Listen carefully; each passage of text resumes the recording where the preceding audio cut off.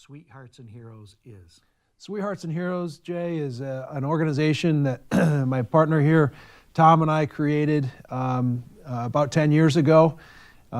We originally kind of started to address this thing called bullying, but we realized that it was really a much bigger message and bigger purpose around empathy activation and bystander, or I like to say student empowerment. Sure.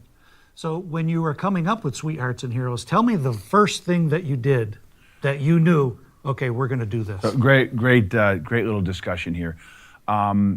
Jay, I was talking to kids about leadership, motivation, goal-setting stuff, just because of some of the coaches I've had over the years in sports and athletics. And Jason and I wrestled together in college, and he called me up one day and he said, hey, do you think you could do something on bullying at my school? He had a speaker that kind of fell through last minute, and I said, yeah, I can run around the stage and act crazy and, impress kids. But secretly, I wanted to kind of give back to Jason. And I discovered this through this research of the word bully. And I found that this thing called bullying, this word that was developed or coined in the 16th century, actually meant sweetheart. And it was a very endearing term. It was someone that pushed you over and over and over again and made you better. And as I was thinking about this presentation and designing it for Jason's school, I just came to this realization that Jason was one of my original 16th century bullies. Really wouldn't have got me in front of all the coaches and people over the years in sports if it wasn't for this guy. He was bigger than me, stronger than me, older than me in college, and he bullied me. He pushed me, and he took me to a place that I never really knew I could get to. So honestly, I went into his school just to give back and to thank him in front of all of his 300 students and be like, that's the guy that got me to compete professionally in sports. And then it blossomed into this thing that we've taken to over 1 million kids.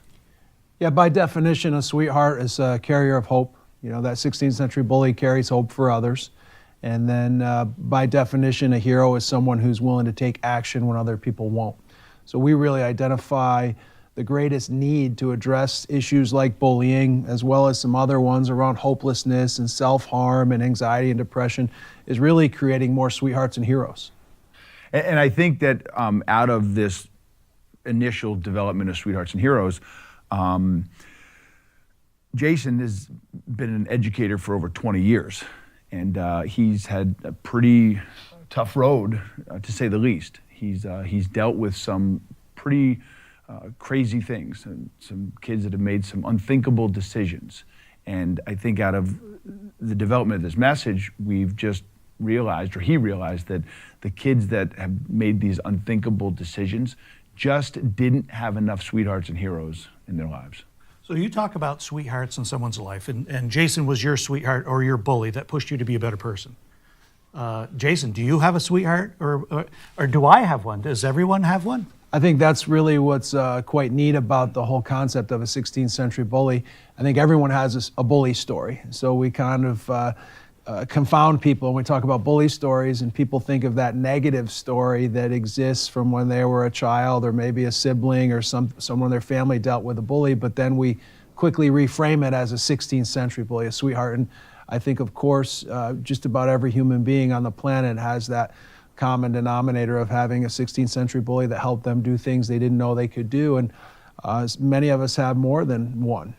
So yeah, it's a coach, it's a mentor, it's a family member, it's a parent, it's a neighbor, it's a teammate. And that's really the magic behind Sweethearts. And really, it's this common thread. I think we all share common threads as humans, and I'm sure we'll talk a ton about them today. But I've never met a human alive that could stand up and say, nope, did it all myself. Just figured all this out by myself. And it's one thing that links humans is these 16th century bullies. I always tell, educators, I say, go backwards in your Rolodex of people in your life, and you start plucking out the people that, when you needed hope, when you needed someone to, lean on, take those people out of your life. Where would you be today? Would literally change the trajectory of your life if you remove those 16th century bullies.